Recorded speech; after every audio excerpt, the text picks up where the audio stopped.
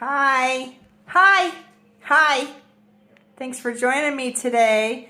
We're going to continue in our book, the Bible, right here. Remember, I was reading to you in here, the Jesus Storybook Bible. And the chapter that we're on now is really the third chapter in here. And this one's called A New Beginning. I love new beginnings. We can all have a new beginning, can't we?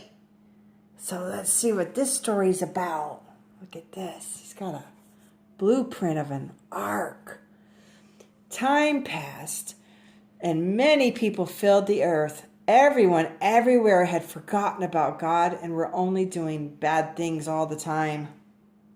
That's not good.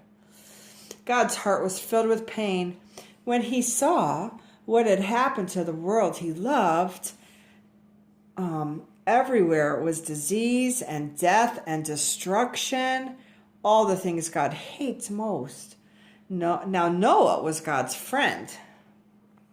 Noah. He was a friend of God. I love that. Which was odd in those days. In Noah's day, there weren't many friends God had. Noah listened to God. Yes. Go, Noah. He talked to God. He just loved being with God, like you do with your best friend. Noah, God said, things have gone wrong. People have filled my world with hate instead of love. They are destroying themselves and each other and my world. I must stop them. First, we'll build an ark. Do you know how to build an ark? Neither did Noah. Luckily, God knew, and he would show him. Wow. Look at that. A storm is coming, God told Noah, but I will rescue you. I promise I'll send the animals to you, ones that creep and crawl and slither and slime and gallop and hop and bound and climb, and don't forget to pack everyone's food. The storm was going to wash away all the hate and the sadness and everything that had gone wrong and made the world. And God's going to make the world clean again.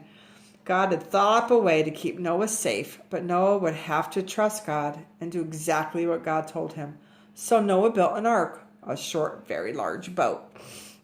Noah's neighbors came out to watch and point and laugh because they didn't believe Noah about the boat or the storm or needing to be rescued. Noah must have looked rather silly. His boat was in the desert, and it was nowhere near the sea, and there wasn't even a cloud in the sky. Why would anyone need an umbrella, let alone a boat? Oh, he looked silly. God can make us look silly. But, what's this? Look at the animals. Can you see all the different animals? Noah didn't mind so much what other people thought. He minded what God thought. So he just did what God told him to do. And when the ark was ready, God said, all aboard.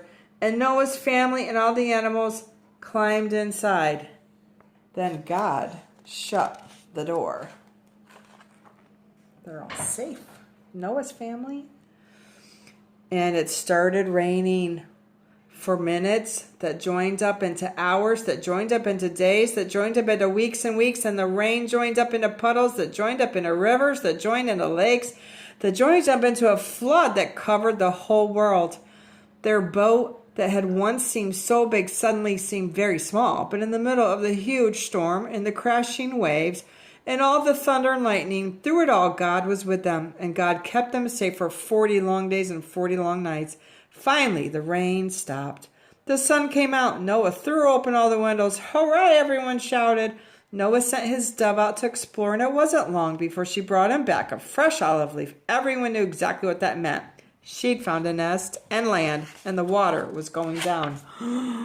They must have been so relieved and tired of that rain, right?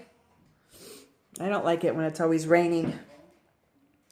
At last, the boat landed quite suddenly on top of a great mountain.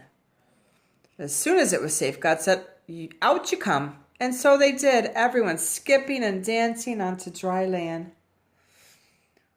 The first thing Noah did was to thank God for rescuing them just as he'd promised. And the first thing God did was to make another promise. I won't ever destroy the world again. And like a warrior who puts away his bow and arrow at the end of the great battle, God said, see, I've hung up my bow in the clouds. A rainbow. And there in the clouds, just where the storm meets the sun, was a beautiful bow made of light. It was the new beginning in God's world. It wasn't long before everything went wrong again. But God wasn't surprised. He knew this would happen. That's why before the beginning of time, he had another plan, a better plan, a plan not to destroy the world, but to rescue it. A plan to one day send his own son, the rescuer. God's strong anger against hate and sadness and death would come down once more, but not on his people or his world. No, God's war bow was not pointing down at his people. It was pointing up into the heart of heaven. Wow. Oh, it was. Grass behind here. Just forget I'm here. So our story today talks about what? A new beginning. The new beginning. A new beginning. God always has a new beginning for his people. You can always stop the things you're doing that aren't good and start new. Right? So, he promises to help with those things, to make things new when you let him. We love you. Love you. Love you. We'll see you soon. Come see us again. I'll read you some more of my book. The Bible Peace. book. Bye. Love you.